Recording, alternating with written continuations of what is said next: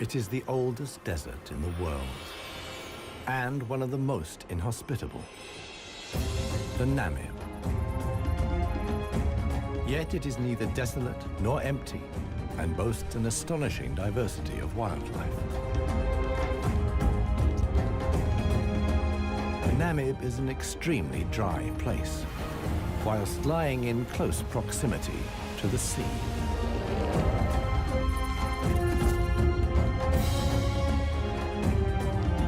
It is unique in being home to elephants.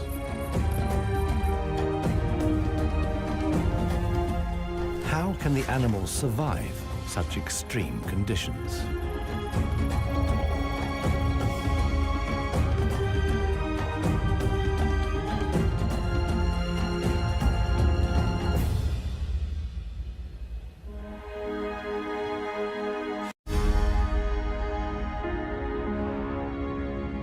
Namibia lies in southwest Africa. The Namib Desert stretches for almost 2,000 kilometers along the coast. To the north, the desert is crisscrossed by several dry river valleys. One of them is the Huanib Valley. It runs through the desert for several hundred kilometers and ends in the sea.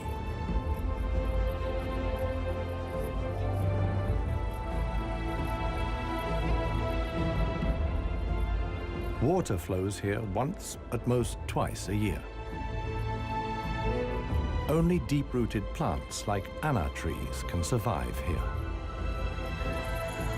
Only here, within the valley, can mammals exist in the long term.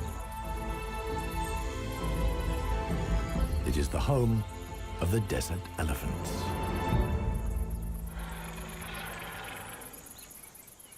In contrast to their other African relatives, desert elephants live in particularly small family groups.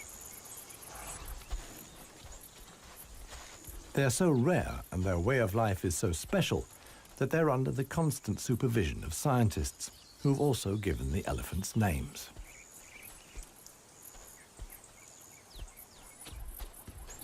The head of this family is alpha cow Clarissa. The animals don't leave her side for a moment. Only Clarissa knows how to survive in this extreme environment. The shoots of the anna tree are now ripe.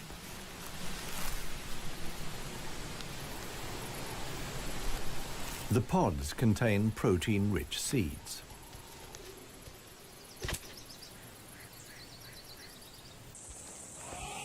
Clarissa has known every one of these trees since her childhood.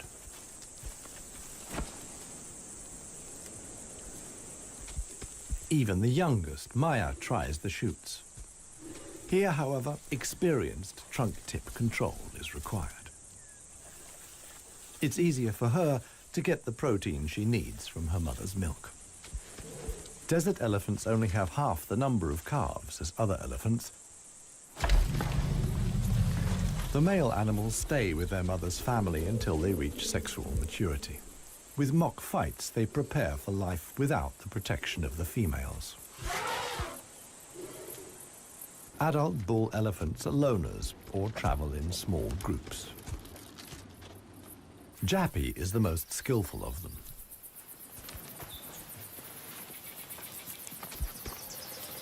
His younger brother watches enviously as Jappy brings down apparently unreachable branches from the tree.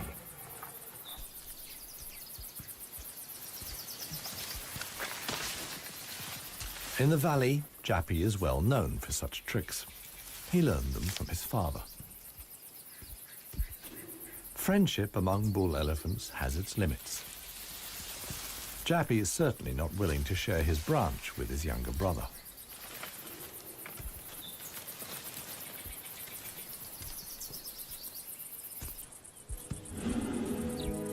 Their father, One Tusk, is now nearly 60 years old. His trademark is the missing right tusk, lost long ago in a hierarchical battle. For years, he was the undisputed king of the Huanib. Now he lives in seclusion. One tusk's legs are weak. He can no longer keep up.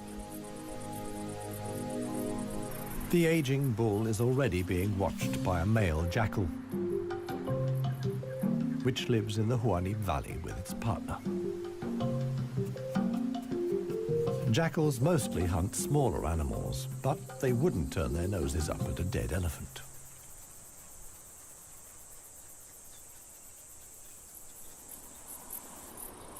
In a side valley, Clarissa has discovered a further source of food. There's a wide selection of bushes, grasses, and herbs.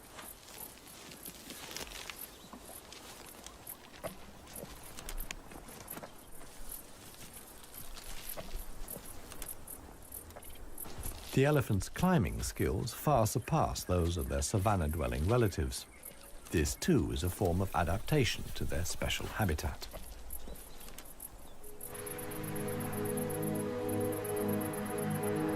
Old One Tusk has at last reached one of the anna trees in the Huanim Valley. But Clarissa and co haven't left very much for him to eat.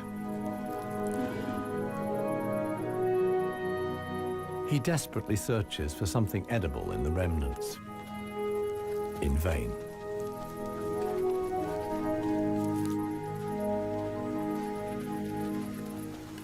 For the inhabitants of the Namib, survival is hard. They're used to going for long periods without water. Many get liquid from their food or know secret sources of water. Regardless of size, every green leaf contains a minimum of liquid worth harvesting.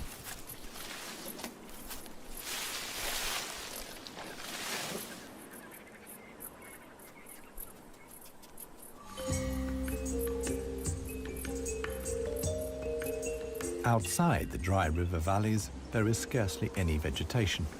Here, only extreme specialists survive. The Namib desert beetle is no bigger than a fingernail. As all animals, it depends on water for survival and has developed a special strategy.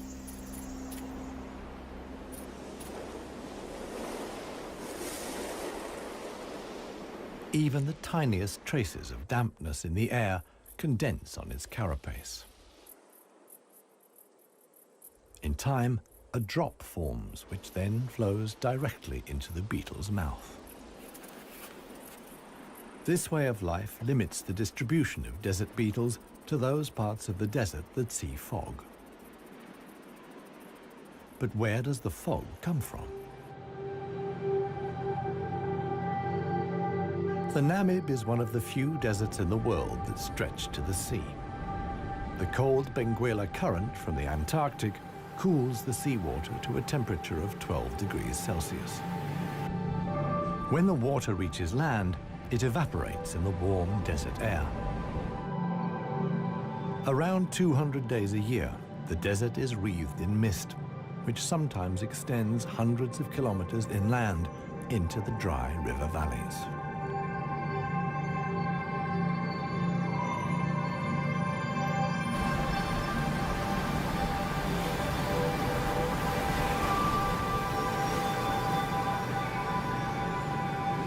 The Benguela current doesn't only bring fog, it's also rich in fish. The animals that benefit most are the brown fur seals.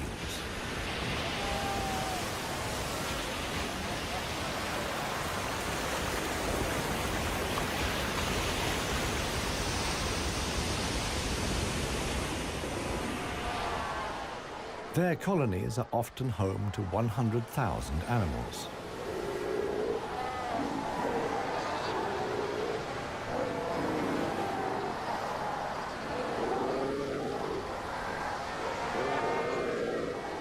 Right now, there's good reason for so many seals to congregate here. The mating season is just beginning.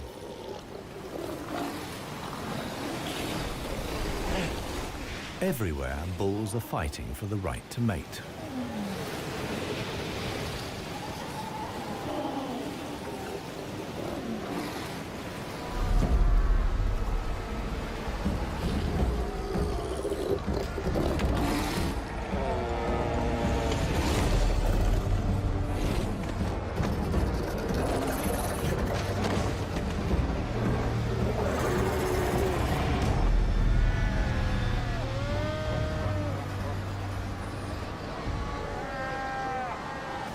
The strongest conquer a whole harem and then have their flippers full.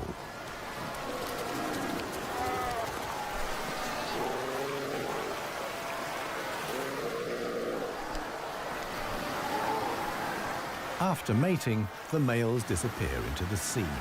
They're not involved in bringing up the young. The fog sometimes penetrates as far as the Huanib Valley.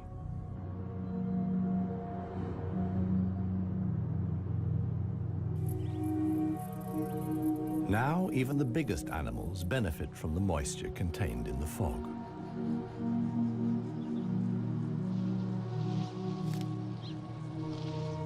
Jappy and his brother can take on a lot of liquid from the drops of dew on the plants they eat. This allows the elephants to go without water for up to 4 days at a time. The pair are still on the move together. This will soon change.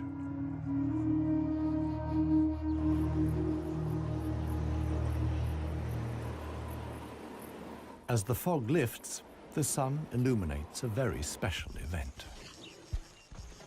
Families of elephants from other dry river valleys are on their way to the Huanib Valley. They're following the calls of their relatives, which they pick up via the soles of their feet, as via a stethoscope. More and more elephants join Clarissa's family. Some of the animals haven't seen each other for years and exchange affectionate greetings. Jappy and his brother are also aware of the arrival of the females. When it comes to attracting a cow, in a flash, companions become rivals.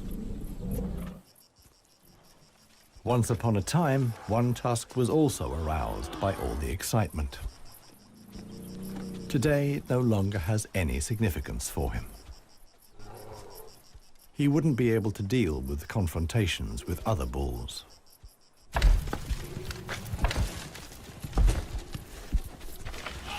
His sons and grandsons, on the other hand, are very excited.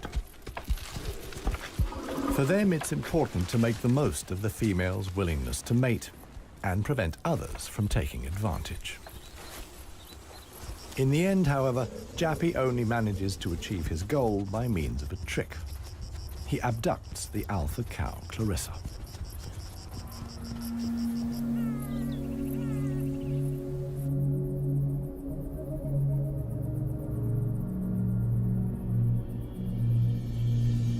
While many of the inhabitants of the valley spend the night hours asleep, this is the time of the real desert dwellers. The Namib sand gecko is only active at night. In the darkness, the little predator looks for crickets and spiders.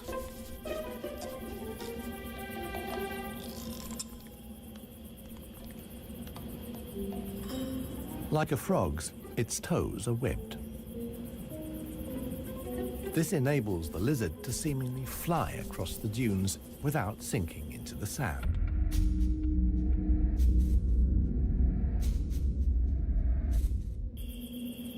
But it also needs to be on the lookout.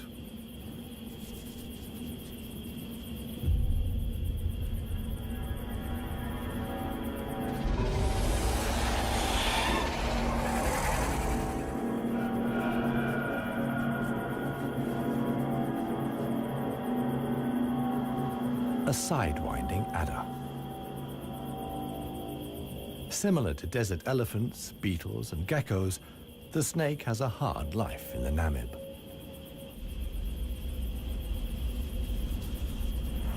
It has to hunt successfully to survive.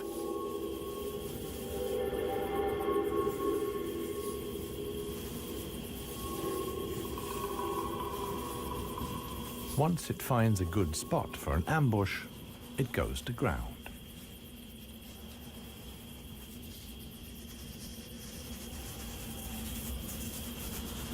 The snake is a predator that lies in wait for its prey, relying completely on its camouflage.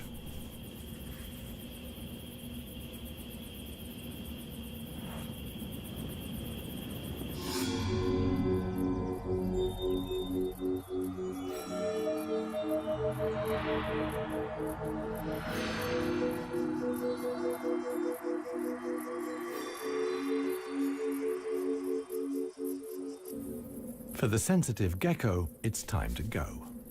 In the sun, it would quickly dehydrate. Here, too, webbed feet come in handy.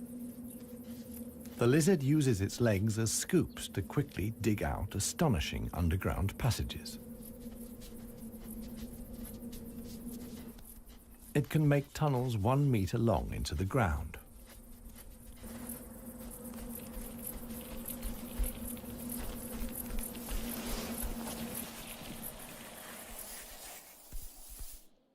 Here, it's safe. Up at ground level, another gecko isn't in quite such a hurry. With good reason. The fog is coming.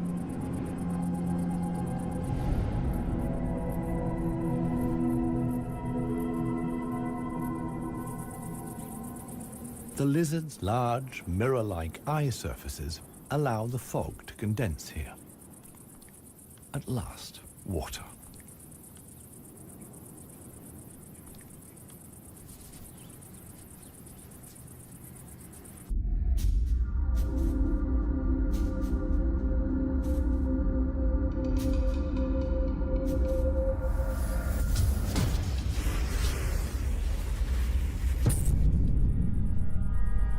The waiting paid off.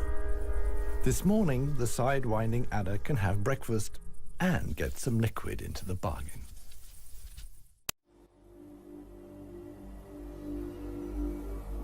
The Namibian winter is coming to an end, and with it, the mild climate brought by the fog. Relentless heat descends on the Huanib Valley. 40 degrees Celsius in the shade. This is approaching the limit for even Clarissa's family.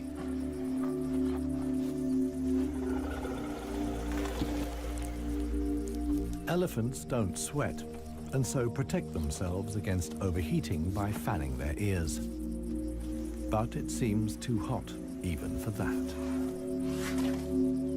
The heat is hard to bear for all the animals, but for the youngest, the sun can be lethal. Maya is really suffering.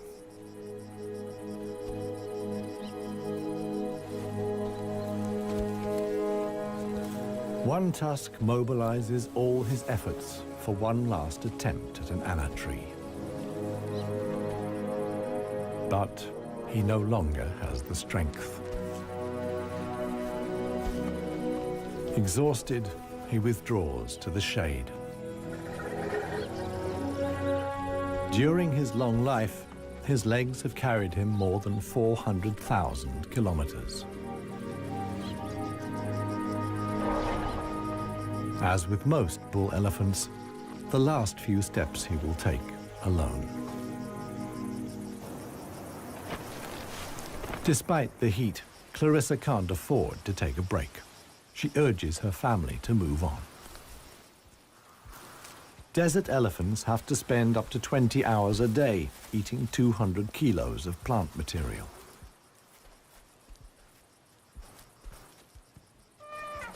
As tiring as that may be, Clarissa's family have no choice. One young bull is already so exhausted that he sleeps through the signal to move off.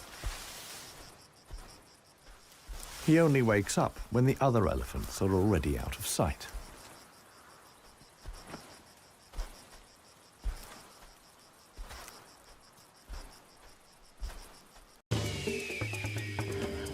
This show was created for you and your family to watch together.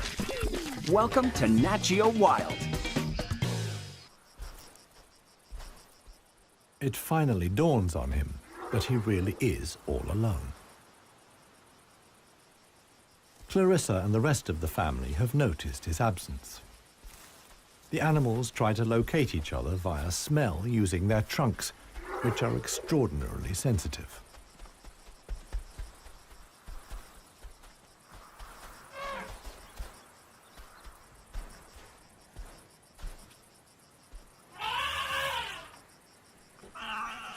In the end, it's Maya who gives the decisive call.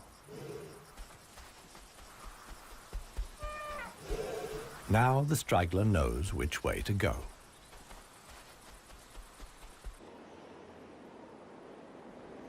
The extremely dry period shows no sign of coming to an end.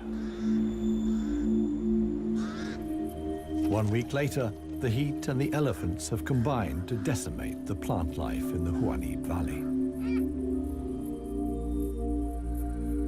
Vultures take up positions on the trees on the edge of the valley. Their time will come when the other animals can find nothing more to eat.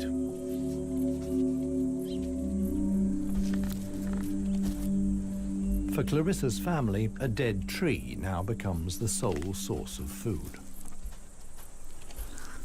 In the desert, a tree of this size takes years to break down. And it's the elephants that turn it into food again for the other animals. They themselves only use 60% of what they eat. The rest they excrete undigested. In this way, they distribute seeds, like those of the anna tree. Some animals, like the helmeted guinea fowl, take the majority of their food from what the elephants deposit. In times of scarcity, even the Huanim Valley baboons look for something edible in the elephant's dung.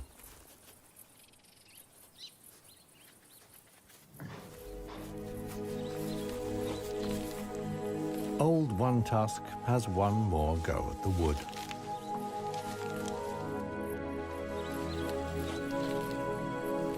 But elephant molars only grow back 6 times.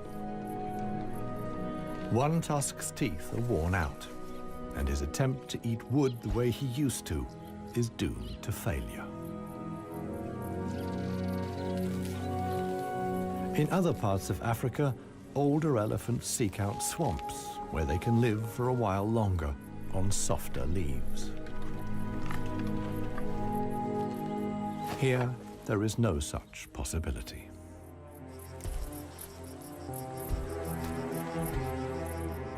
For Clarissa, too, the situation is becoming threatening. She and her family must leave the valley and seek food and water elsewhere. Other families join the trek.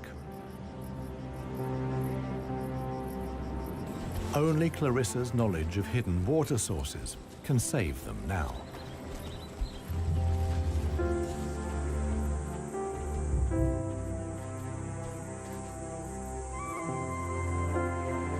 Scarcely any animals are left in the valley. Even the jackals are leaving. In their search for food, they will move along the Huanim Valley until they reach the coast. Only One Tusk is too old and too tired for the trek. The one thing that could save him now is rain that would let soft grass grow. With this slim hope, he remains behind.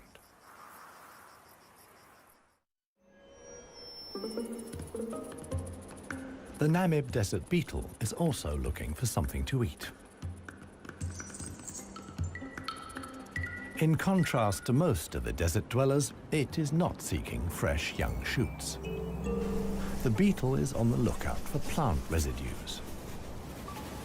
The unceasing wind is a help.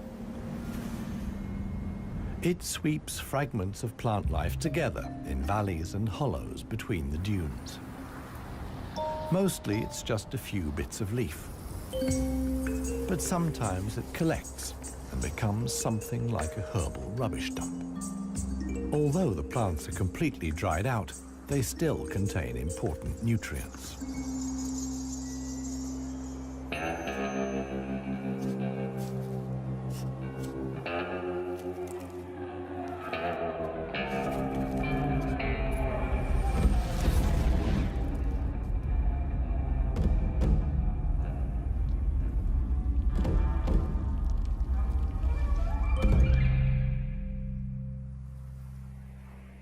The Namaqua chameleon is one of the most dangerous hunters in the Namib Desert. For desert beetles, at any rate. But the beetles don't usually make it quite so easy.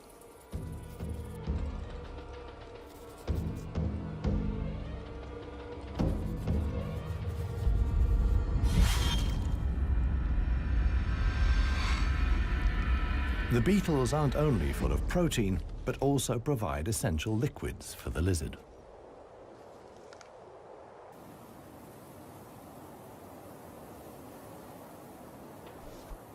Namaqua chameleons are the biggest reptiles the Namib can support. In contrast to the mammals, they can't undertake long migrations to look for food and water. Similar to the Huanib, a river once flowed here. Along its banks, animals like chameleons penetrated deep into the desert. Hundreds of years ago, the dunes slowly invaded the riverbed and cut off the water supply. This process was so slow, however, that the animals had time to adapt to the new conditions.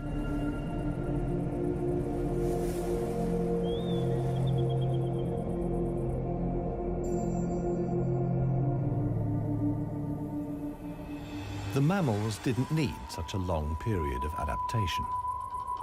Their ability to migrate over long distances enabled them to conquer the desert much more quickly. The pair of jackals will soon reach the coast.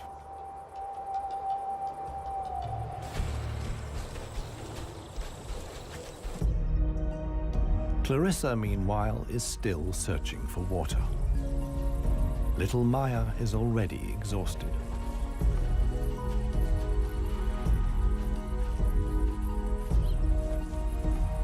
The group has to keep stopping. The animals are reaching the limits of their strength. Clarissa can produce less and less milk for her daughter. Suddenly, a commotion as Maya sinks to her knees. But Clarissa urges her offspring onwards. It is their only chance.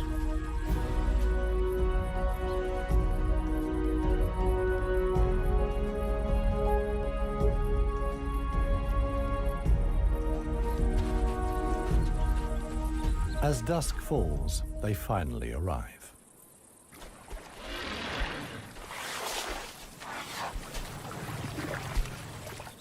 Thanks to Clarissa's knowledge, there's something to drink at last. Adult elephants can get by on 100 liters of water a day.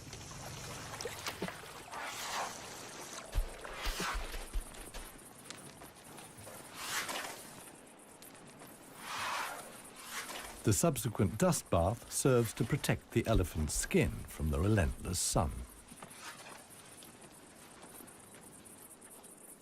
The trek to the next source of food is long.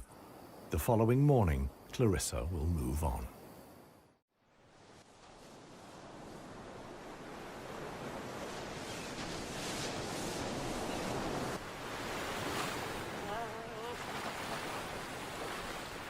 The jackals have finally reached the sea and move southwards along the coast.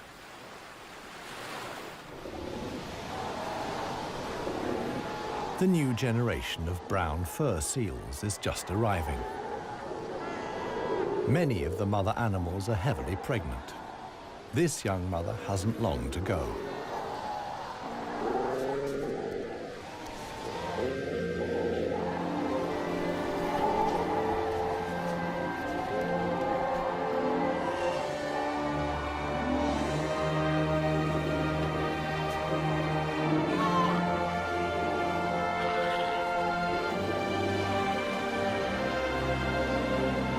The mother at once welcomes her offspring into the world. Each voice and scent is as unique as a fingerprint. The ritual creates an unbreakable bond between mother and pup.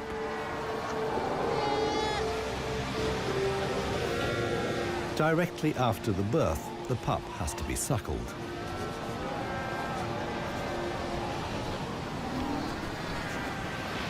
The newborn is a little clumsy.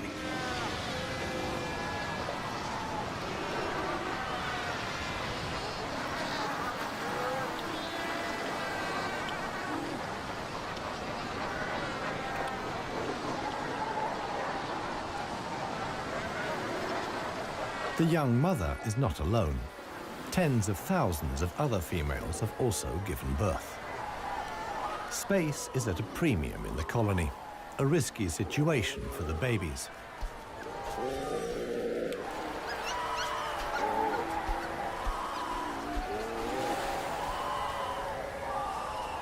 To minimize the danger, the seals organize a kindergarten. Many of the mother animals leave their newly born pups here.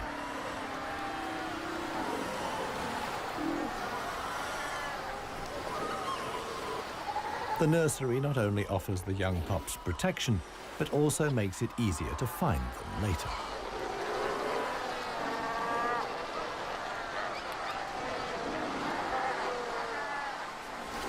The mother seals have to go out hunting every day to make sure their milk is nutritious enough for the young.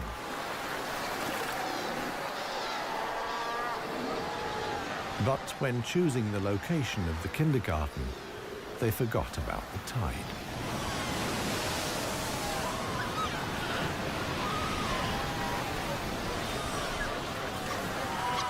The pups fight desperately against the onslaught of the waves. The baby is washed out to sea along with the other newborn seals.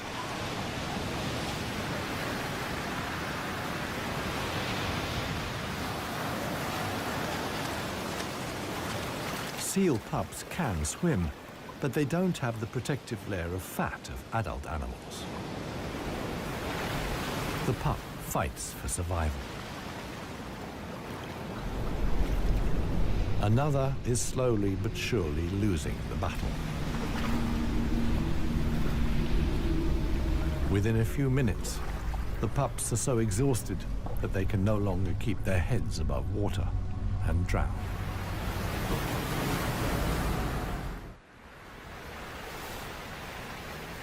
The next morning reveals how great the danger posed by the sea is for the seal pups. The shore is full of little corpses, washed up by the tide.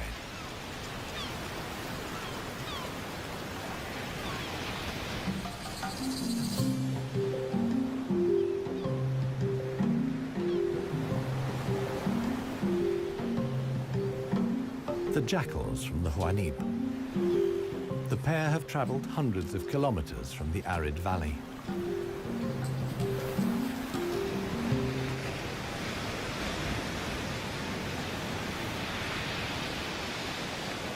The seal colony is now their only chance of food. Jackals aren't choosy. For them, eating carrion is nothing unusual.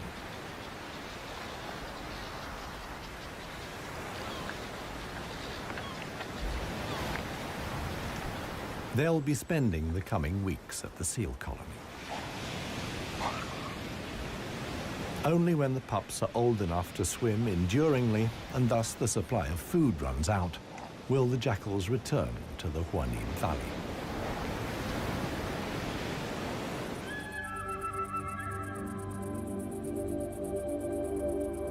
It's not only the jackals that undertake such long treks. The other inhabitants of the Huanib have a long way to go.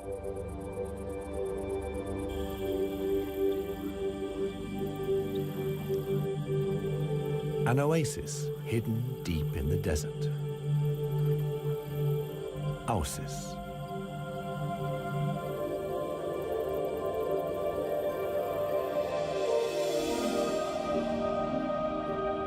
It lies like an emerald in the middle of the desert.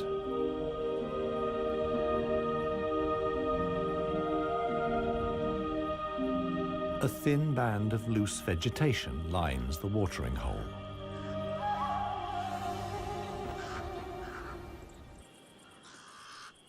The pied crows are getting worked up about something. Visitors. Big visitors.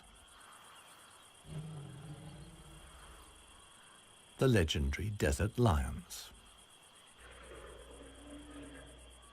Desert lions are so unbelievably rare that scientists have fitted them with transmitter collars so that the big cats can be monitored and protected.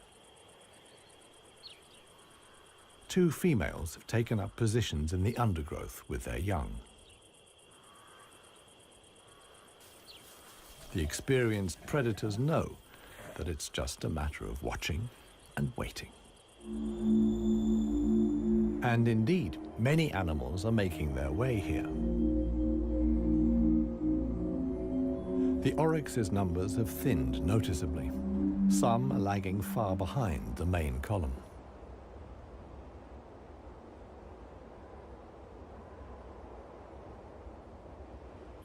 After more than 10 days' trek, the first animals finally reach the source. Cautiously, they approach the steep bank. They're in danger of sinking into the soft ground.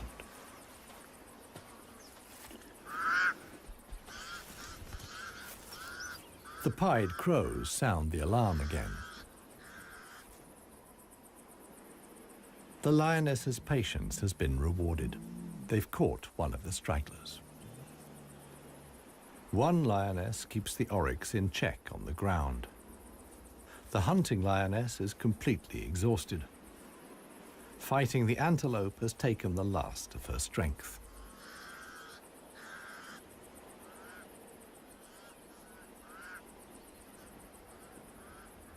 She drags herself back to the bushes to get her cubs.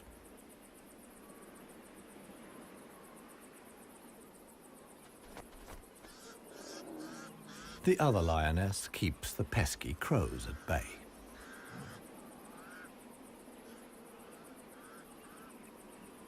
Luckily for the huntress, the cubs quickly grasp the situation. They can hardly wait to get their teeth into some fresh food. All the animals here are fighting for survival. The lionesses won this round. They've enough food now to last the coming weeks.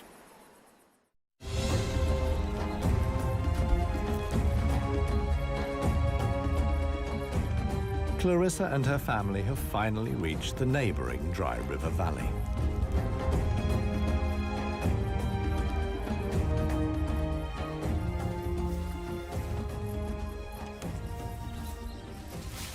The experienced cow knew instinctively that in times of drought, there was some precious greenery here to feed on. The exhausted animals can at last fill their stomachs again.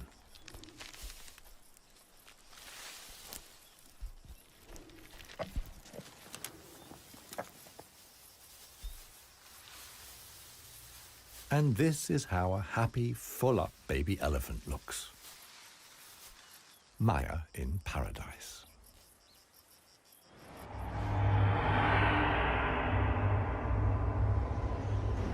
A strong wind blows in from the coast, and sandstorms form in the hinterland.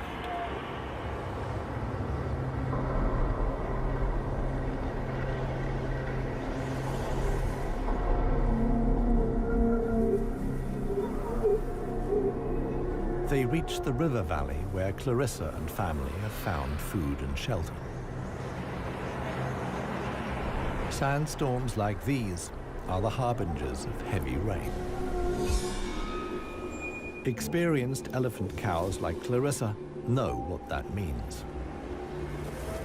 As soon as it rains, the dry river valleys will be turned into raging torrents that wash away anything in their path.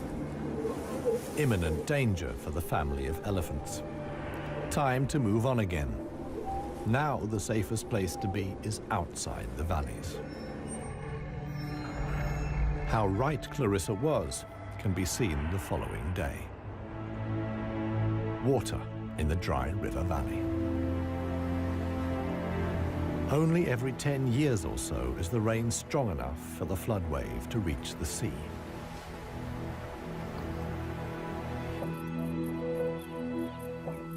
Just a few days later, the first green shoots begin the transformation of the dry river valleys.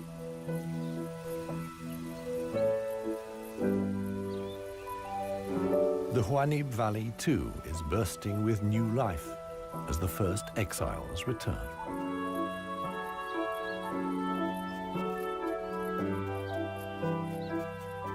For one animal, however, the rain came too late.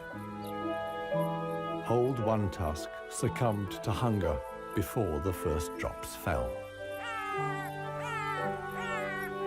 The jackals find his body on the edge of the valley.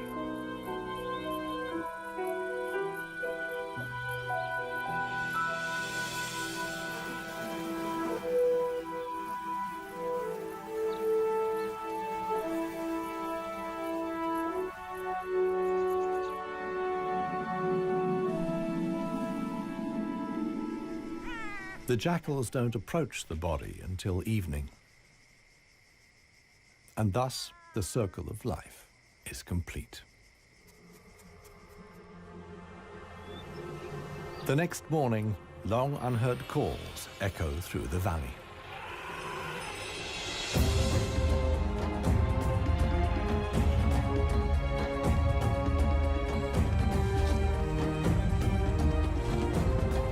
Clarissa is back. Her family survived the floods unscathed. Maya, too, is thriving. At last, the newly greened Huanib Valley comes into view.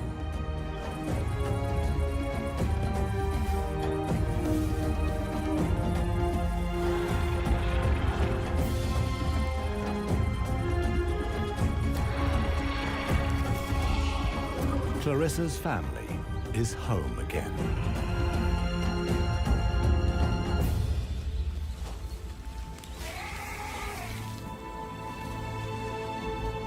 Jappy will pass on the genes of his father, One Tusk, and with them, his strength and intelligence.